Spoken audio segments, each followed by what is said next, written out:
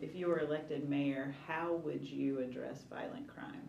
Oh my goodness, violent crime is an issue that has um, occupied so much of our team time as we have discussions with the stakeholders in this community.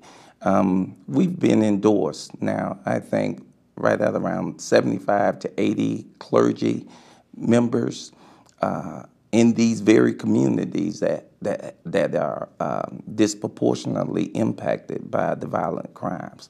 So one of the things that I think would be vital is if this community come together and really begin to get intentional about what it's going to take to address youth violence, what is driving the youth violence. And I think it's really very simple.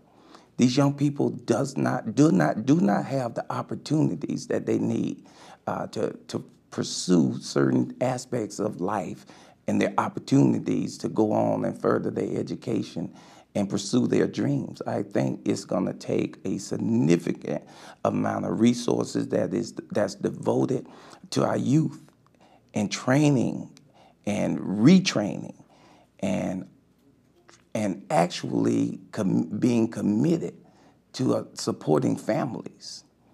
If we support the families of these young people, some of these parents are working 2, 3 jobs, and we're dealing with children, raising children. This community must get serious about the issues that really impact these young people's lives and get involved.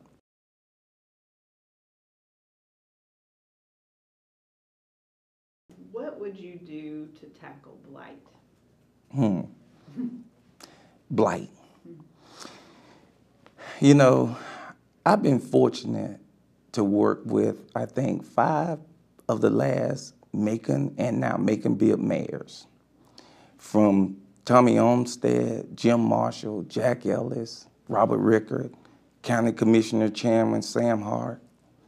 I operate a construction company, now a property management and development company.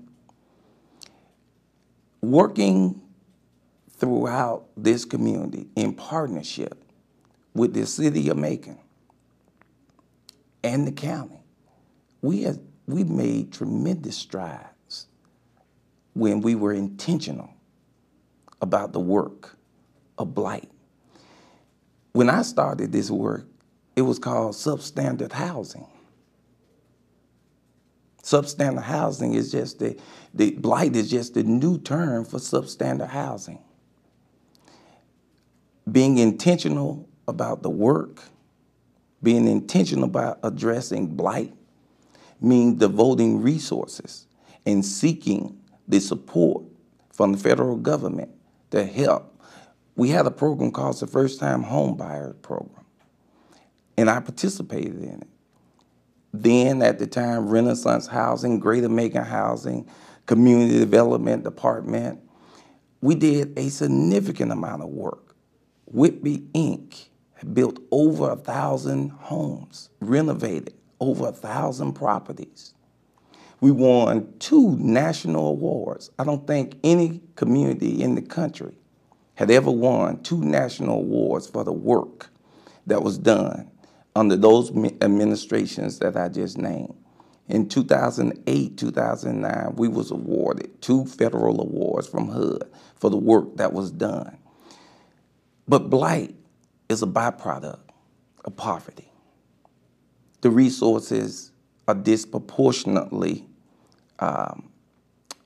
not allocated, or it's not visible anyway, that there's a equitable distribution of the resources. And that's one of the key issues that will substantially reduce the blight issue. No government, no municipality can come in with a poverty level, the rate that we have here in Macon-Bibb, and not see these very issues. So we've got to get intentional about addressing the issues that cause blight. It's not enough just to tear down a home. It's not enough just to clean up a lot. You got to address the human component. We must address the human component that impact these neighborhoods and these communities. I grew up in Unionville. I grew up in Tyndall Heights. I grew up in West Macon. I grew up in Macon. I seen the good, I seen the bad. And there's a cause for all of it. And if we come together as a community, I'm so excited. I'm so excited because we truly have an opportunity to come together as a community, North Macon and South Macon, East Macon and West Macon. We truly have an opportunity to build on the successes. And there are successes. There are success stories. But it's going to take a candidate, it's going to take a mayor who can move from where we are. We've made great strides as we consolidated this government. We made great strides. We've just got to make sure that that's spread to every corner of Macon-Bibb County, and we can do it. I'm excited as I talk to our stakeholders. I'm excited as I talk to our young people. The talent's here. All we need to do is harness the will to get out the silos, to break down the barriers. We all want the same thing. We want opportunities. We want to have opportunities for our children. I have 6 daughters. I have 6 daughters. And I want them to enjoy a community that support and give them the opportunities to dream and be able to fulfill their dreams.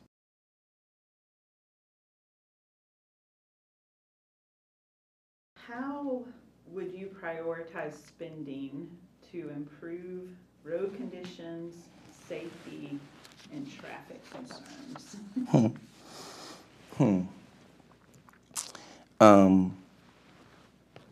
I think I mentioned earlier that I've had the opportunity to work aside the last 5 mayors and county commissioner chairman in the capacity that I've served in this community. I've been involved with the last 5 SPLOS efforts, service delivery agreements.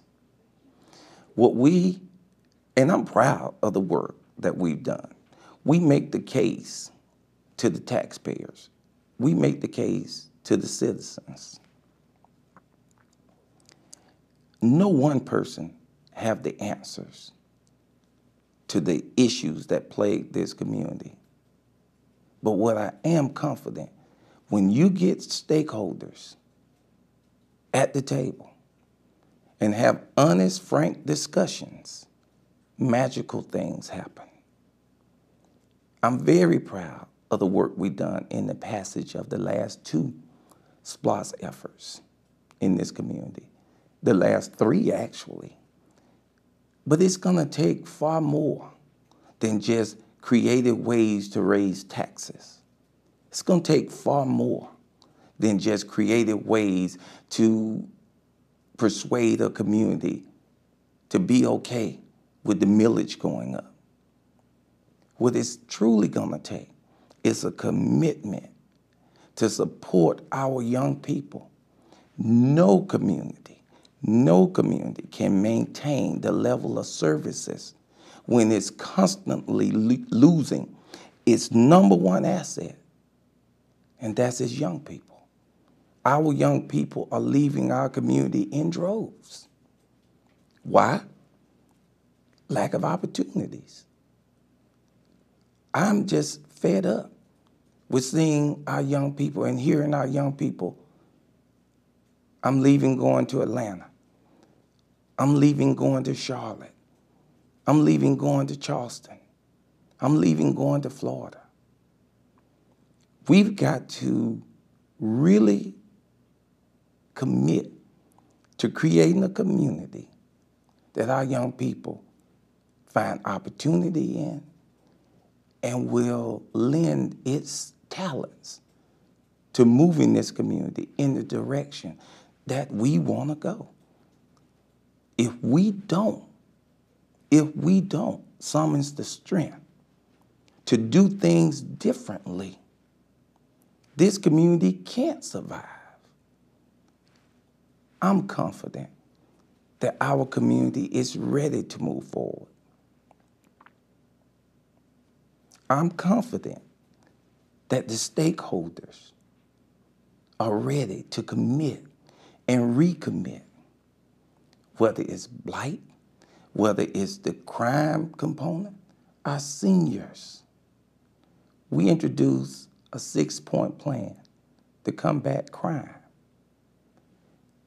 That's a plan that has been drawn from the meetings as we had on the south side of town, on the east side of town. This is not Clifford Whitby plan. This is the community plan. And we're excited that what can happen. But the core of your question is prioritizing. Prioritizing the dwindling resources. You may know this, but I served as the chairman of the lead economic development arm, the Macon-Bibb County Industrial Authority. And I took over the Industrial Authority in the midst of the worst recession in modern history. Many called it a depression. In 2008, when I took over the Industrial Authority, it was operating on $250,000 a year annual budget. When I left the Industrial Authority, it had surpluses. We had developed an innovative strategy to generate resources from the projects that we was able to persuade that Macon-Bibb was the place to relocate their business. So yes, there are opportunities, but to prioritize the services, it's going to take a lot more than just raising taxes.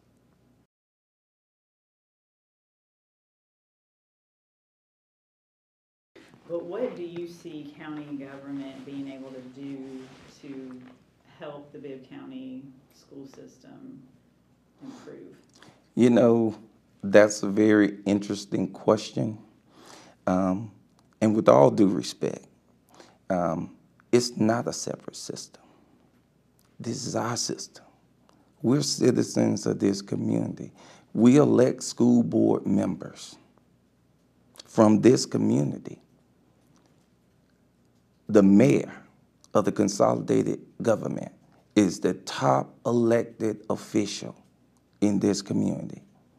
We have a serious problem with education. We have a serious problem with education. When you look at the governor's report and our schools failing at an alarming rate, it's going to take all hands on deck to get our hands around what really plagued our public education. We must get intentional. We cannot survive as a community if we don't all commit. We have some of the most dedicated teachers, public educators anywhere. But the problem that they face is a community problem. It's not just a board of education problem. And I just reject the notion that it's separate. Anything that impacts our children should be a top priority for the top elected official of this community. And under a Whitby administration, it would be my #1 priority to get the right people in the room, to get the stakeholders in the room, to get parents in the room, to get businesses in the room. I've sat across the table from CEOs as the lead economic development arm, negotiating to bring a Tesla to our community. and we check all the boxes. We have all the assets.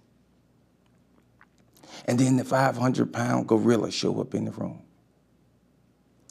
We like your location. We like your commitment from this aspect, that aspect. We love the fact that you got abundance of water. Our number one concern is workforce and the public school system. That has plagued this community for decades, and we can no longer turn a blind eye. We must address the failing education of our public schools. And regardless of what anybody say, if you just go read the CSI statistics, our children are in trouble. And it's gonna take everybody, every taxpayer, every citizen. We're all in this boat together.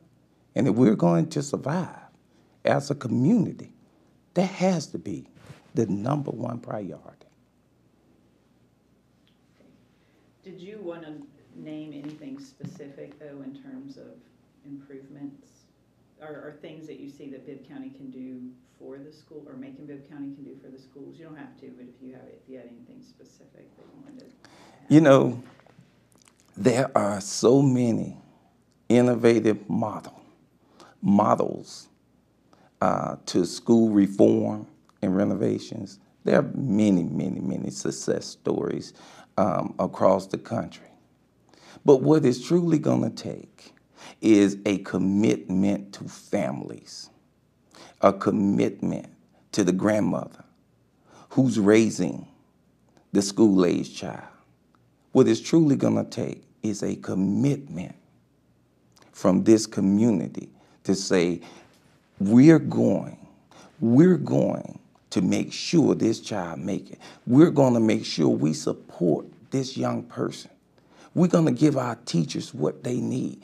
We're going to give our principals. We're going to make sure our school superintendent is the right person. We're going to make sure that we support public education, because that is the great equalizer in this country.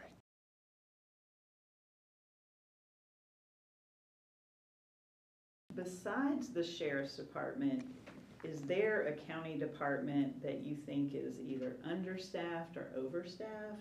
And what changes would you potentially make to departments? You mentioned the sheriff. David Davis is a good friend of mine. I admire the work that he has done in this community, an urban city of Macon size. And we don't have the racial animus with our sheriff and our top law enforcement officer. That speaks volumes. Our first responders, they're on the front line of this wave of crime and violence. I have very good friends on the sheriff department, and I think we owe it to them to make sure they have everything they need, and they're not constantly trying to shop around for higher wages. I would like to see our deputies and our law enforcement officers, some of the highest paid officers in this state. But not just the officers. We have great employees here in Macon-Bibb, people that are committed. I want to see a way we can reward people who have dedicated their lives to serving and to service of this community. It can be done. We can truly commit to making sure our first responders and our employees are adequately compensated with a head of household salary. We can do that. If you want for your neighbor what you want for yourself, that should be a commitment. But it's one thing to say that. It's another thing to have the right person in the office who have a track record of making that happen. My track record is of creating. My track record is developing strategies that are different. One of the consistent complaints I've gotten as I travel this community, people are just tired of the same old model, raising taxes and cutting. We can't just raise taxes to pay the first responders, employees. We've got to take a package to a community and get community buy-in. I wouldn't raise taxes without having the community look at all of the options that we have. All of the departments must be reevaluated. We can't, there's a concept called shared responsibility. We all have a responsibility, not to do the same old just because it's convenient or it's politically expedient, but doing the right thing because we've got to move from this place of stagnation to a place of prosperity. And I know that's what all Macon-Bibb want. The growing pains. You have to make tough decisions. But I'll commit that we will look at every department. And we will have, when I talk about real oversight committees, when I talk about citizens advisory committees, with teeth, a cabinet level kind of platform. And why shouldn't we? Our taxpayers, they're the backbone. And I just got to tell you, I've been in the room when we're dividing up the dollars. I grow the pie. I don't redivide the pie. We've got to grow. We've got to grow back to losing our young people. We can't continue down this road.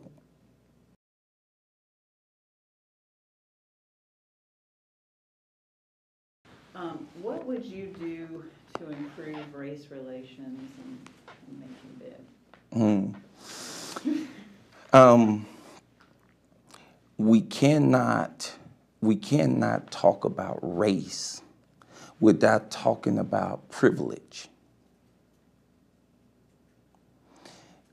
There are those in this community that benefit from race division. There are those in this community that benefit from race division. One of the things I'm most proud of, as I led the Lead Economic Development arm, there's not a single initiative that I push from the Industrial Authority perspective that didn't have unanimous consent from City Council, from the Bibb County Commission, from the Industrial Authority Board, from the Board of Education Board. How do you do that? You have to get in the room and have conversations with people. You have to get in the room and understand we've got to do this together. We cannot continue to divide this community and expect to have a thriving, prosperous community. It don't work. These are age-old issues. And I'll tell this now, here, in the final negotiations with Irving Tissue, I said across the room from Mr. Irving, we had checked off all the boxes and was about to land the largest project Bibb County have had since Brown and Williams in the 70s. And we're this close. And Mr. Irving looks across the table and say, how are we going to address this racial divide? We had every major player in the room, and the only someone could look Mr. Irving in the face and honestly say, we don't have all the answers. We are Southern City just like the ones you're also looking at that have the same issues. But we are committed to working toward bridging that divide. And what I would say to you, what I would do as the mayor is commit to bringing everybody to the table and leaving race outside of the door and making decisions that's in the best interest of this community. We will govern. We will have an administration with a motto: if it's good for Macon, if it's good for business, if it's good for Macon, if it's good for the school board, we're committed. If it's good for bringing industry in, if it's good for recreating, sometimes you must take a step back to go forward. Sometimes you must regroup. If we as a community can summon the strength to really commit with being intentional about these issues, we know race is a major issue. It was here before we got here, and we hope we can help advance ending that as a major issue in our community. It's not an easy answer. There's no one answer that's going to satisfy everybody. But I will say, if we commit to doing what needs to be done for this community, we can overcome race.